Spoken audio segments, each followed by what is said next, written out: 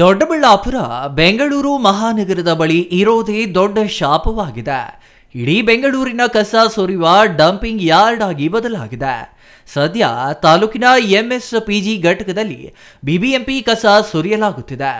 ಎಂಎಸ್ಪಿಜಿ ಘಟಕ ಮುಚ್ಚಿಸುವಂತೆ ಹೋರಾಟ ಮಾಡಲಾಗುತ್ತಿದೆ. ಈ ನಡುವೆ ಬಿಬಿಎಂಪಿ ಕಸದ ಲಾರಿಗಳು ದೊಡ್ಡಬಳ್ಳಾಪುರವನ್ನ ಪ್ರವೇಶಿಸಿ ಡಂಪಿಂಗ್ ಯಾರ್ಡ್ ಕಡೆ ಸಂಚರಿಸುತ್ತಿವೆ. ಇದು ಸ್ಥಳೀಯರ ಆಕ್ರೋಶಕ್ಕೆ ಕಾರಣವಾಗಿದೆ.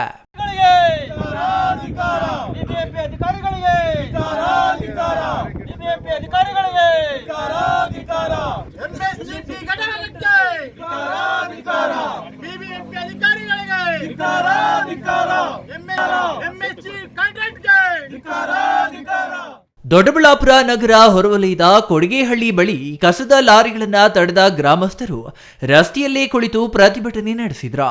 ಈ ವೇಳೆ ಮಾಧ್ಯಮಗಳೊಂದಿಗೆ ಮಾತನಾಡಿದ ನಗರಸಭಾ ಸದಸ್ಯ ವೆಂಕಟೇಶ್ ಬಂತಿ, ಎಂಎಸ್ಪಿಜಿ ಘಟಕದ ವಾಸನೆಗೆ ಬೇಸತ್ತ ಸುತ್ತಮುತ್ತಲಿನ ಗ್ರಾಮಸ್ಥರು ಗೂಳೆ ಹೋಗುತ್ತಿದ್ದಾರೆ. ಶಾಸಕ ಧೀರಜ್ ಮುನಿರಾಜು ಎಂಎಸ್ಪಿಜಿ ಘಟಕವನ್ನ ಮುಚ್ಚಿಸಲು ಸರ್ಕಾರಕ್ಕೆ ಮನವಿ ಮಾಡಿದ್ದು ವಿಧಾನಸಭೆಯಲ್ಲೂ ಮಾತನಾಡಿದ್ದಾರೆ. ಬಿಬಿಎಂಪಿ ಕಸದ ಲಾರಿಗಳಿಗೆ ಪರ್ಮಿಟ್ ಇಲ್ಲದೇ ಇದ್ರು ಯಲಹಂಕ ಮಾರ್ಗವಾಗಿ ದೊಡ್ಡಬಳ್ಳಾಪುರ ಪ್ರವೇಶಿಸುತ್ತಿವೆ.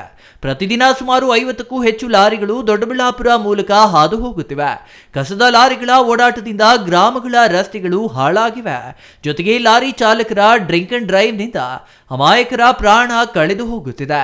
ಕಸದ ಲಾರಿಗಳನ್ನ ಸೀಸ್ ಮಾಡುವ ಮೂಲಕ ಬಿಬಿಎಂಪಿ ಗುತ್ತಿಗೆದಾರರಿಗೆ ಎಚ್ಚರಿಕೆ ನೀಡಬೇಕೆಂದು ಆಗ್ರಹಿಸಿದ್ರು.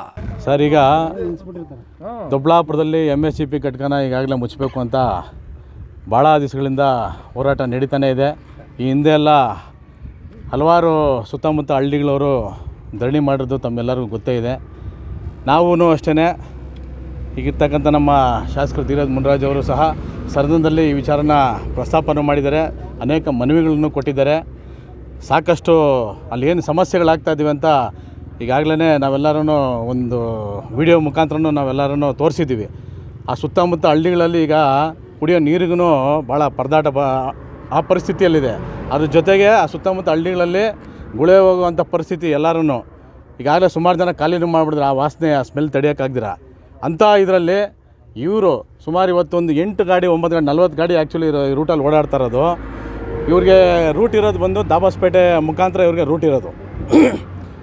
ಇವರು ನೋಡಿದ್ರೆ ದೊಡ್ಡಬಳ್ಳಾಪುರ ಮುಖಾಂತರ ಇವರು ಸುಮಾರು 2 ತಿಂಗಳಿಂದ ಹಾದು ಹೋಗ್ತಾ ಇದ್ದಾರೆ. ನಾವು ಸುಮಾರು ಸತಿ ಅದನ್ನು ಹಿಡಿಯೋ ಪ್ರಯತ್ನಗಳನ್ನ ಮಾಡಿದ್ವಿ. ಇವತ್ತು ನಮ್ಮ ಪೊಲೀಸವರ ಸಹಕಾರದಿಂದ ಆಮೇಲೆ ಸ್ಥಳೀಯರ ಎಲ್ಲ ಲೀಡರ್ಗಳ ಸಹಕಾರದಿಂದ ಇವತ್ತು ಈ ಗಾಡಿಗಳನ್ನ ಇಲ್ಲಿ ನಿಲ್ಲಿಸಿದ್ದಾರೆ.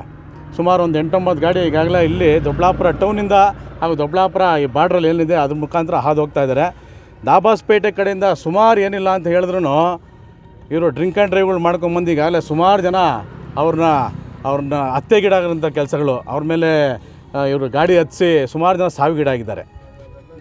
ಆ ಪರಿಸ್ಥಿತಿ ದೊಡ್ಡಬಳ್ಳಾಪುರ ಟೌನು ದೊಡ್ಡಬಳ್ಳಾಪುರ ಸುತ್ತಮುತ್ತ ಮಾಡೋಂಥ ವಾತಾವರಣ ಖಂಡಿತ ಅವ್ರು ಮಾಡೇ ಮಾಡ್ತಾರೆ. ಇತಿಹಾಸನೇ ಇದೆ. ಹಿಂದೆ ಎಲ್ಲರೂ ಇವ್ರದ್ದು ಕುಡಿದು ಡ್ರಿಂಕ್ ಆ್ಯಂಡ್ ಡ್ರೈವ್ ಮಾಡಿ ಸುಮಾರು ಜನನ ಪ್ರಾಣ ತೆಗೆದಿದ್ದಾರೆ ಇವರು. ಆ ಪರಿಸ್ಥಿತಿ ನಮ್ಮ ದೊಡ್ಡಬಳ್ಳಾಪುರ ನಗರದಲ್ಲಿ ದೊಡ್ಡಬಳ್ಳಾಪುರ ತಾಲೂಕರ ಹಳ್ಳಿ ಸುತ್ತಮುತ್ತ ಏನಿದೆ ಟೌನ್ ಸುತ್ತಮುತ್ತ ಆಗಬೇಕಾ? ಇವ್ರು ಮಾಡ್ತಾರೆ ಸರಿನಾ? ಇವ್ರು ಯಾರು ಕಂಪ್ನಿಗಳವರು, ಇವ್ರು ಯಾರು ಕಂಪ್ನಿ ಓನರ್ ಇದ್ರೋ ಈ ಕೂಡಲೇ ಬರಬೇಕು. ಯಾವುದೇ ಕಾರಣಕ್ಕೆ ಈ ಗಾಡಿಗಳನ್ನ ನಾವು ಬಿಡೋಲ್ಲ. ಈ ಗಾಡಿನ ಪೊಲೀಸ್ ಡಿಪಾರ್ಟ್ಮೆಂಟ್ ಅವ್ರಿಗೆಲ್ಲ ಹೇಳಿದ್ದೀವಿ. ಡಿಪಾರ್ಟ್ಮೆಂಟ್ ಅವರು ಇಲ್ಲೇ ಇದ್ದಾರೆ. ಗಾಡಿ ಸೀಸ್ ಮಾಡಲೇಬೇಕು ಅಂತ ನಾವು ಒತ್ತಾಯ ಮಾಡ್ತಾಯಿದ್ದೀವಿ. ಇಲ್ಲಿ ಸ್ಥಳೀಯರು ಎಲ್ಲರೂ ಅದೇ ಒತ್ತಾಯ ಮಾಡ್ತಾಯಿದ್ರು, ಎಲ್ಲ ಮುಖಂಡರು. Mahesh, CTV news, Doddaballapura.